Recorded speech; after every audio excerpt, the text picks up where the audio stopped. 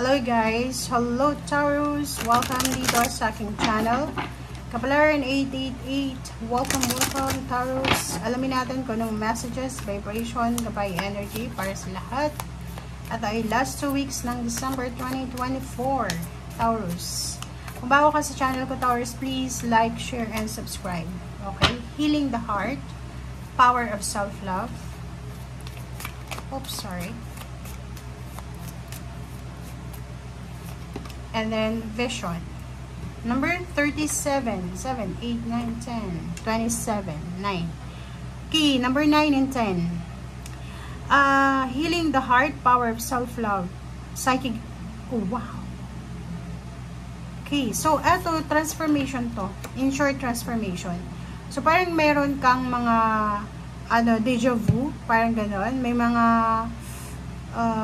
tawag dito. May mga nakikita ka. Or may makikita ka, mararamdaman ka sa linggong ito na parang nasa other dimension, parang ganun. So, comment down below Taurus if you resonated. Parang feeling mo, minsan, pagkagising mo sa umaga, iba yung pakiramdam mo, iba yung energy mo. Okay? Healing the heart, power of self-love. Nakikita ko sir dito na kailangan mo mag-focus sa sarili mo sa last 2 weeks na to ng December. May mga disappointments ka na posibleng na-experience. But ang sinasabi sir dito na mas importante sa ngayon na mahalin mo ang sarili mo. Okay? Power of love. So, healing the heart. Unahin mo yung sarili mo. Unahin mo yung kung ano yung kailangan mo. Mahalin mo yung sarili mo. Yun yung sinasabi dito.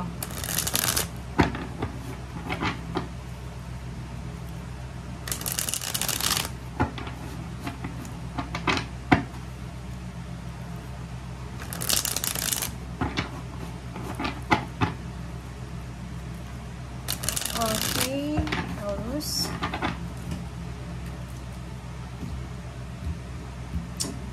Okay, tingnan natin. Wow, same din dito, oh. Nakikita ko sir dito yung pagbabago. Wheel of Fortune. Kung halimbawa, walang nagbabago sa buhay mo, dito sa last 2 weeks na to ng December, nakikita ko yung eagerness na magbago lahat. Parang gusto mong umikot yung Wheel of Fortune. Kasi parang pinapatikim ka lang ng universe ng success, tapos biglang nawawala. Parang ganun. So, nakikita ko na nagmamanifest ka ngayon ng steady, stable, secured na buhay. Okay? So, temperance. Kailangan mong maghintay.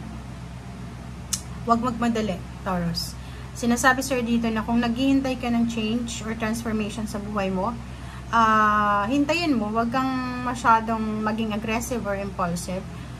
I-wish mo, ipag-pray mo sa Panginoon na sana itong 2025 na to is maganda na para sa'yo. Kita ko sir dito na may plano kang mag-travel. It's either travel sa abroad or sa ibang lugar. May plano kang lumipat ng bahay or tahanan.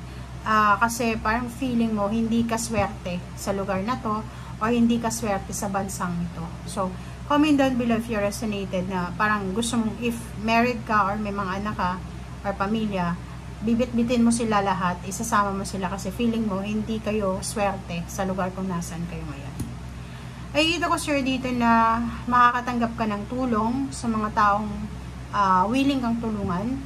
Lalo na sa usaping pera, makakatanggap ka ng regalo. Yan yung iba naman, same din, mag-share ka din ng mga blessings mo. Lalo na doon sa mga kapuspalad din na kakilala mo.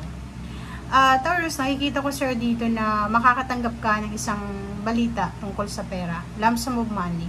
So, if ever you're waiting for a lump sum or pwedeng waiting ka ng inheritance or waiting ka ng kung ano man tong malaking halagang perang to, nakikita ko sir dito na makukuha mo siya, but be patient. Okay? Maghintay muna. Okay, so yung Taurus na to is meron siyang dalawang option. It's either dalawang parehong bansa to, 'di ba? Parang wini-weigh niya yung mga pros and cons dito kung maganda ba tong bansang to or ganito ganyan. Yung isa naman, nagko-contemplate siya kung aalis siya ng Pilipinas or posibleng maghihintay na lang siya dito, parang ganun. Eto, na Four of Pentacles tsaka Queen of Wands, nakikita ko sir dito na meron kang prospect na bansa It's either Middle East, it's either other Asian countries, or America, Europa, or Canada. Nakikita ko sir dito na nasa mindset mo na once na nakaalis ka na, nakapunta ka dito sa bansang ito, makakaipon ka na ng pera, magiging free ka na sa financial, so wala ka nang poproblemahin. Parang yun yung mindset mo. Yun yung motivation mo.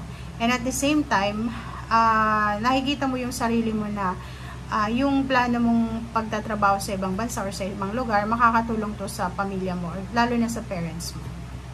Okay? Kaso lang, mag-iingat ka kasi meron ditong Gemini energy, so pwede may kapamilya kang Gemini or kakilala na alam niya na eager kang makaalis, lalo nang gusto mong ibang bansa. Mag-iingat ka sa kanya kasi pwede kang i-recommenda sa isang scammer, and once na nakausap mo yung scammer na to, pwede niyang nakawin yung pera mo, or pwede niyang gawan ka ng masama. Okay, so nakikita ko yung excitement mo dito para sa future. Excited ka para sa future mo, excited ka para sa 2025, excited ka para sa mga plano mong gawin. Okay? Yun o, diba? So nakikita ko sir dito na focus ka sa paghahanap ng trabaho, re-research ng company, parang ganon, paggawa ng resume. Yung iba din focus sa trabaho mismo kung nagtatrabaho ka na. Dito sinasabi na the Hermit, mahahanap mo talaga yung tamang daan, tamang solusyon, or tamang tao, tamang impluensya, tamang connection. Lalo na kung talagang eager kang makuha tong financial success. Makakaramdam ka din ng pagod. Siyempre, tao ka lang, hindi ka naman robot.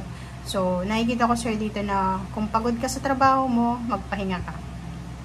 Kung pagod ka sa paghahanap ng trabaho, magpahinga ka. Okay? So, yun.